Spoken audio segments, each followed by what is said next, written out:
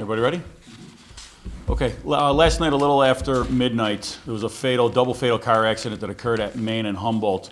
As I said, a little after midnight, there was a Dodge Magnum that was observed by one of our patrol lieutenants traveling northbound on Main Street in the area of Main and Jefferson.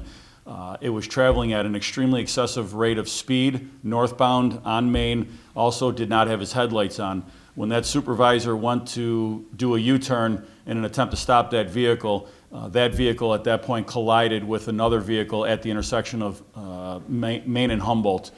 The supervisor didn't even have an opportunity to turn around, so there was no pursuit involved in this. The vehicle that was struck was traveling westbound on Humboldt, turning onto Main Street. That vehicle was a rideshare vehicle, a Lyft vehicle that had 3 passengers in the vehicle. All 3 of those passengers were from Ohio. The Lyft driver, who was a 26-year-old male, was severely injured, transported to the hospital, and later was pronounced deceased at the hospital. The rear seat passenger of that Lyft vehicle, a 27-year-old female passenger of Ohio, was transported to ECMC, was also declared deceased. There were 2 male passengers, one in the front seat passenger side, one in the rear seat passenger side, both 31 years old, both of Ohio. They were both injured. One of the passengers was last listed in critical condition. The other passenger was listed in stable condition. The driver of the vehicle is a 23-year-old male, Devin Ford. He was transported to the hospital with injuries, and ultimately he was charged, which the DA will get into those charges. The information that we have is the 3 passengers from Ohio were in town for some event at Riverworks and responsibly called for a rideshare and were being driven to an Airbnb in that rideshare when this accident occurred.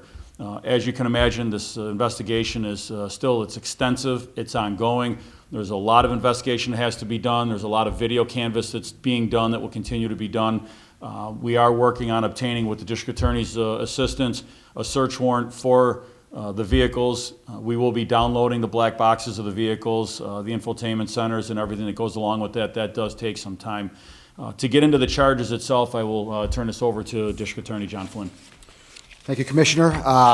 As we speak right now, if it's not completed already, the judge that is on call today from Buffalo City Court, Judge Dabney, has traveled to ECMC and is at the hospital doing the arraignment. As the Commissioner stated, 23-year-old Devin Ford was charged with numerous offenses. As the Commissioner stated, he was injured and he is still at the hospital right now. The arraignment, obviously the charges were filed right away. We can't wait around for the arraignment, so we're going to arraign him right away at the hospital. He was arraigned on 2 counts of manslaughter in the 2nd degree, that under the reckless manslaughter theory. He was also charged with 2 counts of assault in the 1st degree. Obviously, the manslaughter charges are for the 2 deceased passengers in the Lyft vehicle, and the 2 assault in the 1st degree charges are for the 2 surviving passengers in the Lyft vehicle. There are also numerous motor vehicle traffic offenses, to include imprudent speed, driving without a license, driving without insurance. The Dodge vehicle that the defendant was allegedly driving was not a stolen vehicle. We're still trying to ascertain who is the owner of that vehicle, but we have no indication right now that it was stolen. As the Commissioner stated, this investigation is ongoing.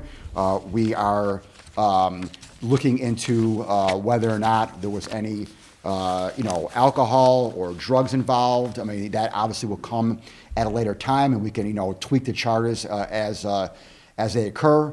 But as of right now, whenever I have a car that is driving at a excessive rate of speed under the conditions on a city street that is a 30 miles an hour speed limit street and causes allegedly a motor vehicle accident where 2 people die, I don't need to wait, quite frankly, for any toxicology test or any alcohol-related test. I have enough right there for a straight-up regular manslaughter in the second degree under a reckless theory.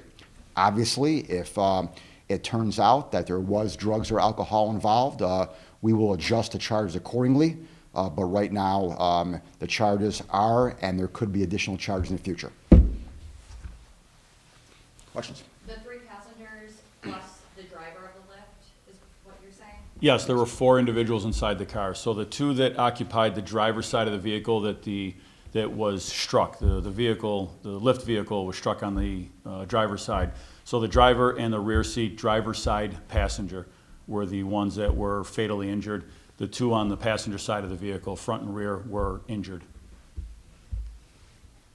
There was, a police officer wasn't engaged in any sort of chase, but they were getting ready to pull this person over, is that correct? So one of our supervisors had been traveling southbound on Main Street approaching Jefferson when he observed this vehicle pass him at a very excessive rate of speed. That patrol supervisor turned around in an effort to, what would have been to attempt to pull the vehicle over when the collision occurred. If you can, you're all familiar with the geography between Main and Jefferson, and Main and Humboldt is a very short distance. It's not even a quarter of a mile, probably 100 yards, if not something like that, maybe a couple hundred yards.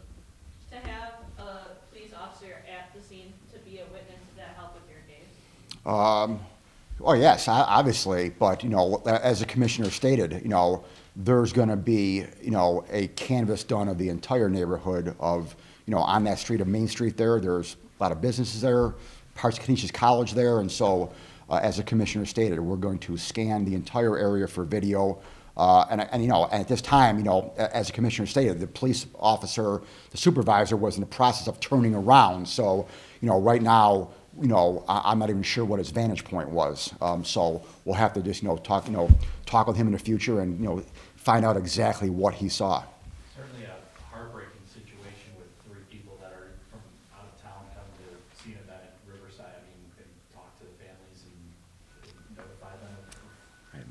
Yeah, the families have been contacted. They were on their way in. I believe they might even be in town by this point. It's my understanding that between our investigators and the district attorney, assistant district attorney that's assigned to the case, we'll be meeting with the family as well. I mean, you come into town for an event, it's, your family's not expecting to get those phone calls. You're never expecting those phone calls, but it's, obviously this is a tragic and awful turn of events from what I presume, they would have had a nice time where they were going. We have a victim advocate in my office who is just assigned to not only homicides, but another one assigned to DWI cases. So again, my ADA is literally right now at ECMC doing the arraignment. So I presume that by this point, someone from my office has contacted a family, but I'm not 100% sure of that. But obviously, my victim advocate will be engaging with the family and helping them out in any way they can. So were any of the victims in the other car related? I'm sorry, say it again? Were any of the victims in the other car, were they related? I don't have that information on whether they're related. We will be releasing the names, just not today. We're going to give it some time. I don't, the last names are not the same on any of the passengers of the lift vehicle. We're going to give it, usually we give it about a day before we release names, particularly with with them from being out of town. It's going to take a little more time for family to, notify other extended family members. But again, you said family has been notified? Yes, family has been notified. Anyone else? All right. Thank you. We're good? Thanks. Okay. Before you go, hold on 1 Yep. second. Yep. Because I just need to get a picture. I don't know if I had this reversed. I will clarify just for everybody. So the deceased female is 26 years old. I thought I said that. Maybe I didn't. The male, who is the driver of the lift vehicle, is 27 years old. I don't know if I said that correctly. 27 and 26. Yes. Male driver? Male driver, 27, of Buffalo. The other 3 passengers are from Ohio.